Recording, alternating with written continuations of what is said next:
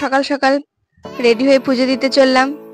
সকাল সকাল বলতে 8টা 8:30, তার কম তো আমরা 3 জন রেডি হয়ে আমরা বেরোতে পারবো না, অসম্ভব।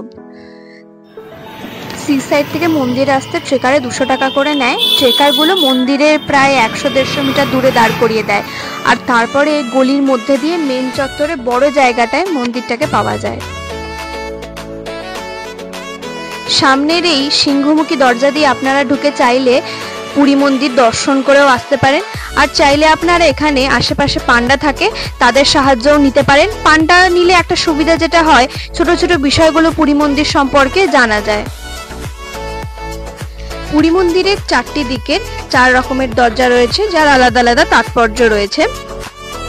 তো ফোনটা তো ভেতরে নিয়ে যেতে দেয় না, তো পুরী মন্দিরের ভেতরেই মন্দিরের তরফ থেকে একটা জায়গা করা হয়েছে যেখানে আমরা ফোন এগুলো জমা দিতে পারি। মন্দিরের বাইরেও অবশ্য অনেক দোকানে ফোন রাখার ব্যবস্থা থাকে। এবার আমাদের পান্ডা দাদার কিছু কথা শুনে নিন। কামনা পূরণ হয়, পশ্চিমবঙ্গে বলে কাম গেট বলে, তোমার চিহ্ন হচ্ছে বাঘের গেটে বলে, বাঘের গেট। এটা বাবার রান্নাঘর, ভিতরে দেখাই দিও, আপনার সবাই মূলায় দেখাই দিও। পান্ডা দাদার থেকে একটা ভালো কথা জানলাম, যেটা হলো মন্দিরে গিয়ে গিয়ে আগে পুজো দেবেন না, তার আগে মন্দির পরিক্রমা করুন এবং ভগবানের পরিবারকে দর্শন করুন। উনি এটা বলতে চাইলেন যে ভগবান চান যে আগে আমার পরিবারকে দর্শন করুন, তারপর আমাকে এসে দর্শন করুন। মন্দির সংলগ্ন আরো অনেক মন্দির আছে, বিভিন্ন সতীপীঠের রূপ, হনুমান মন্দির, বিভিন্ন রকমের মন্দির আছে। বাঁদিকের যে জায়গাটা দেখছেন সুন্দর বাঁধানো, এই জায়গাটা পরিক্রমণ মার্গ। কেউ এমনি চাইলে সেই জায়গায় বসতে পারে, যে কোনো দরজা দিয়ে ঢুকে এইভাবে পরিক্রমণ মার্গ তারা ঘুরতে পারে, তার জন্য পুজো দেওয়া আবশ্যিক নয়। পুরী মন্দিরে দর্শন করবার জন্য পুজো দেওয়া আবশ্যিক নয়, আপনারা চাইলে শুধু দর্শন করেও বেরিয়ে আসতে পারেন। এবং যদি আপনারা ভোগ দিতে চান তাহলে 299 থেকে 1.5 লাখ পর্যন্তও ভোগ দেওয়া যায়। আমরা 999 ভোগ নিয়েছিলাম, যেটাতে বলভদ্র, সুভদ্রা, জগন্নাথ 3 জনের জন্যই শুকনো প্রসাদ নেওয়া হবে। তাছাড়াও এটা হলো দক্ষিণমুখী ঘোড়া দরজা। ঘোড়া দরজা রাজাদের জন্য, রাজারা এই দরজা দিয়ে প্রবেশ করত। এই দিক দিয়ে সামনে এগোতে থাকলে পূর্বমুখী বাগ দরজা পড়বে, যেটা কাম দরজা, যেখানে কামনা পূর্ণ হয়। তারপরে পড়বে সমাধি দরজা, যেটা উত্তরমুখী। এরপরের খুব একটা দৃশ্য আমি আর দেখাতে পারবো না, কারণ আমাদের বাঁদিকে অফিস ঘর আছে যেখানে আমাদের ফোন জমা দিয়ে দিতে হবে। এরপরে আমরা পূর্বমুখী দরজা দিয়ে প্রবেশ করেছিলাম। ফোন রাখার অফিস ঘরটা পূর্বমুখী দরজার কাছে। এখানে জুতো রাখারও ব্যবস্থা রয়েছে। প্রবেশ করবার পর প্রথম 1 ঘন্টা আমাদের সময় লেগেছিল বিভিন্ন চারপাশের মন্দিরগুলো দর্শন করতে। তারপর 1 ঘন্টা আমাদের সময় লেগেছিল লাইন দিয়ে জগন্নাথ দেবকে পুজো দিতে। তারপরে 1 ঘন্টা আমাদের সময় লেগেছিল সমাধি ক্ষেত্র দেখতে, রান্নাঘর দেখতে। তারপর আমরা ওখানে ভোগ গৃহে, যেখানে আনন্দবাজার হয়, সেখানে আমরা ভোগও খেয়েছিলাম। ভোগের কথাই বলা যাক, জগন্নাথ দেবকে মোট 6 বার ভোগ দেওয়া হয় এবং মোট 1 লাখ ভক্তদের জন্য ভোগ রান্না করা হয়। ভগবান যখন প্রথম পুরীতে এলেন তখন সমুদ্রের জল খেয়ে খুব নোনতা লেগেছিল, তাই ভগবান গঙ্গা এবং যমুনাকে আহ্বান জানালেন পুরীতে অবস্থান করবার জন্য। গঙ্গা এবং যমুনা একত্রে পুরীতে অবস্থান করেন এবং এখনো পর্যন্ত কুয়োর মধ্যে গঙ্গা এবং যমুনার জল থাকে। সেই জল দিয়েই 1 লাখ ভক্তবৃন্দের জন্য প্রতিদিন রান্না করা হয়। মন্দির দর্শনের পরে সমাধি ক্ষেত্রটা অবশ্যই দর্শন করবেন। বট এবং অশ্বত্থ একসাথে সেখানে অবস্থান করেন, 2টি গাছের মূল একই। এই গাছের বৈশিষ্ট্য হলো এই গাছের ওপরে কোনো পাখি বসে না।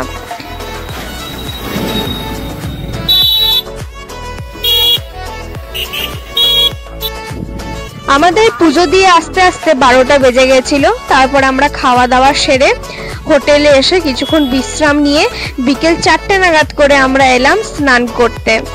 দেখলাম এখনো বেশ ভালোই ভিড় রয়েছে। রোদটা এখন অনেকটাই কম, তাই গা হাত পা পুড়ে যাওয়ার সম্ভাবনাটা একটু কম। যাই হোক, তাও আমাদের গা হাত পা পুড়েছিল। তো আমরা অনেকের কাছ থেকে পরে জানতে পেরেছি যে দুপুর 1টার পর থেকে নাকি সমুদ্রে বালি বেড়ে যায়। আমি জানি না এটা কতটা সত্য কথা, বাট আমাদের গায়েও প্রচুর বালি ঢুকেছিল। শুনছি নাকি যে 1টার আগে যারা স্নান করে তাতে তারা নাকি বলছে যে তুলনামূলক বালিটা তখন কম থাকে। আমরা এতক্ষণ হোটেলে বসে এই আলোচনায় ছিলাম যে স্নান তো করতে যাব, কিন্তু ফোনটা কি হবে, ফোনটা কে ধরবে, ছবি তো তুলতেই হবে, কিন্তু তারপর ফোনটা আমরা নিয়ে কি করব।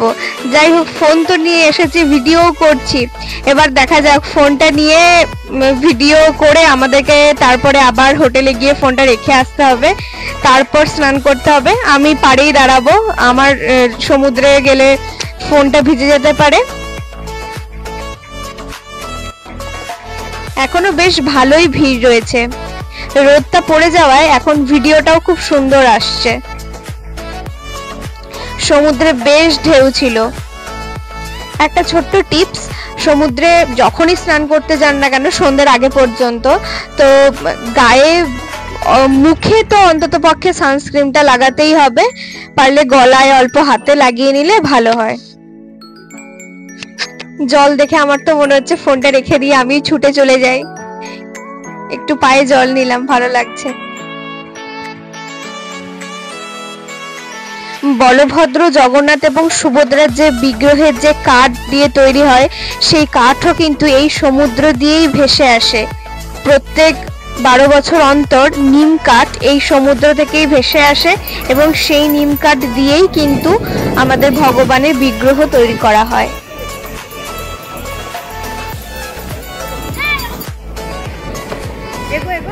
ভিডিও এডিট করতে করতে একটা মজার দৃশ্য দেখলাম। দেখুন, আমি মাকে আর ভাইকে বললাম যে ঠিক আছে, আমি ভিডিও করছি, দিদি আমার সাথে দাঁড়াচ্ছে, তোমরা দুজন যাও গিয়ে একটু সমুদ্রে স্নান করে এসো। দিদি এবার লক্ষ্য করলো হঠাৎ করে যে না, মুন তো ভিডিও করছে, আমার এখানে দাঁড়িয়ে থাকা চলবে না। দিদি এবার কি করলো, দিদি এবার চালাকি করে মাকে ডেকে নিল। মাকে বললো, মা মা তুমি মুনের সাথে দাঁড়াও, আমি যাচ্ছি ভাইয়ের সাথে। মানে ও হচ্ছে 1 নম্বরে ক্যামেরা ফোবিক মেয়ে। মানে ও কারোর ছবি তুলবে না, ও শুধু ক্যামেরার আগে গিয়ে দাঁড়াবে, যেখানে সুযোগ পাবে শুধু গিয়ে ক্যামেরার আগে দাঁড়িয়ে পড়বে, যাতে ওর সুন্দর একটা ভিডিও আসে। যাই হোক, দুজনে মিলে ওরা গেল স্নান করতে। ওই যে লাফাচ্ছে পাগলের মতো দুজনে। আর আমার ভাই হচ্ছে, মানে ওর তো মনের মধ্যে কোনো ভয় নেই, ও যে একা একা কত দূর গেছিল। ওকে তো মানে আমাদের পাড়ে দাঁড়িয়ে দাঁড়িয়ে মায়ের চিৎকার শুনতে শুনতে কান ফেটে গেছে। মা এখান থেকে চিৎকার করছে, এই এই এই, মানে বিরক্তকর। দেখা আপনি লাপরওয়াহি কা নতিজা। সমুদ্রে কিন্তু ঢেউয়ের সাথে সাথে যদি না লাফানো হয় ঠিকঠাক করে, অনেকে কিন্তু পাও ভেঙে যায়। আমি এমনও শুনেছি ঢেউয়ের ধাক্কায়। তো সমুদ্রে ধাক্কা দিলে তো ধূপধাপ জলের তলাতে চলেই যায়, ওটা কোনো ব্যাপার না। কিন্তু আমাদের সাথে কোনোদিন হয়নি, তবে শুনেছি অনেকের পায়ে মোচ লাগে, পা ভেঙেও যায় ঢেউয়ে।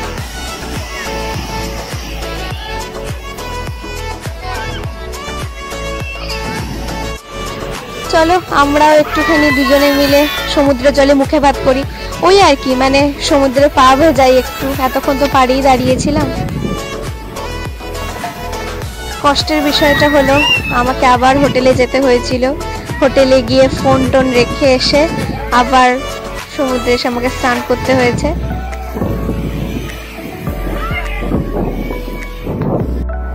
ঢেউ কিন্তু এরকম ধাক্কা দিয়ে এক জায়গা থেকে আরেক জায়গায় টেনে নিয়ে চলে যায়। আমরা পাড়ে জুতো রেখেছিলাম মানে যে জায়গাটায়, তারপরে আমরা এই স্নান করতে করতে ভাসতে ভাসতে ভাসতে ভাসতে এত দূরে চলে গেছিলাম যে আমাদের মোটামুটি 15 মিনিট লেগেছিল আমাদের জুতো খুঁজতে, মানে ওই চটি খুঁজতে। আরে ডুবে যাবি, ডুবে যাবি রে লেলু। मजा आया और मैं ये जो मजा है हिंदुस्तान के हर व्यक्ति को देना चाहता हूँ। সন্ধ্যেবেলা আমরা এবার বেরিয়ে পড়েছি একটু সেজে গুজে। আমরা এবার একটু খাওয়া দাওয়া করবো, পুরীর স্ট্রিট ফুড। স্ট্রিট ফুডের মধ্যে প্রথমেই আমরা খেয়ে নিলাম হচ্ছে মোমো। প্রচণ্ড জোরে জোরে হাওয়া দিচ্ছিল সমুদ্রের ধারে, আর গরম গরম মোমো খেয়ে নিলাম আমরা। তারপরে আমরা মানে আমার মোমো মুখ থেকে চেবানো শেষ হয়নি, তার মধ্যেই আবার কিনে নিয়েছিলাম হচ্ছে সেদ্ধ ভুট্টা। এইটা কিন্তু মানে খুব বিক্রি হচ্ছিল আর খুব টেস্টি, মানে আমাদের এখানকার মতো নয়, অনেক মিষ্টি আর খুব নরম খেতে। এটা ওই নুন লেবু মশলা এগুলো দিয়ে মাখিয়ে দিচ্ছিল। এটা বেশ হেলদি খাবারটা, এটা খুব ভালো।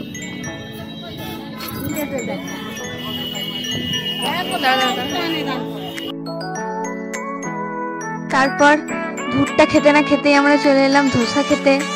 হয়তো মুখে ভুট্টাটা চেবানোও শেষ হয়নি, তার মধ্যে আবার আমরা ধোসা অর্ডার করে নিলাম।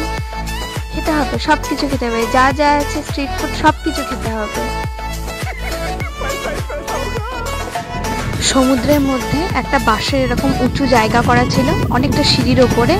জিজ্ঞাসা করলাম এটা নাইট গার্ডদের জন্য, রাত্রিবেলা নাইট গার্ডরা এর ওপরে উঠে গার্ড দেয়। তো আমি আর দিদি একটু ওপরে উঠে গেলাম, একটু প্রচণ্ড হাওয়া দিচ্ছিল। আমি আর দিদি একটু স্টাইল ঠাইল মেরে নেমে গেলাম। চলো গুড নাইট, আজকের মতো টাটা।